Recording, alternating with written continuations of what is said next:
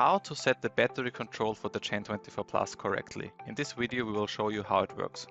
Here we are directly on the user interface of the GEN24 Plus. How to get to this interface is explained in the separate how-to video. You can find the link in the video description.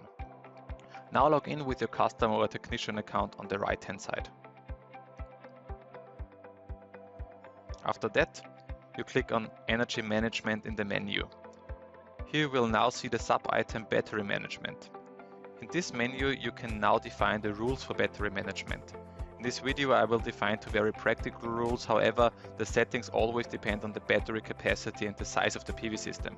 At the point regulation you can set the minimum, maximum charging and discharging power, and on the right side you can set the power as well as the time and the days of the week when the rule is active.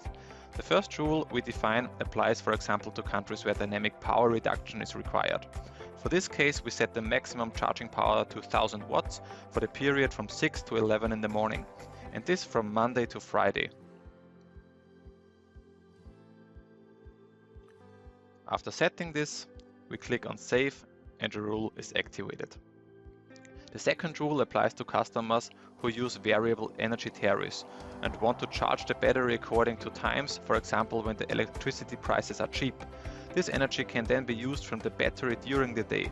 For this we define a second rule by clicking on the small plus. We set the minimum charging power of 4000 watt for the time when the electricity tariff is cheap. Here for example from 3 to 5 at night.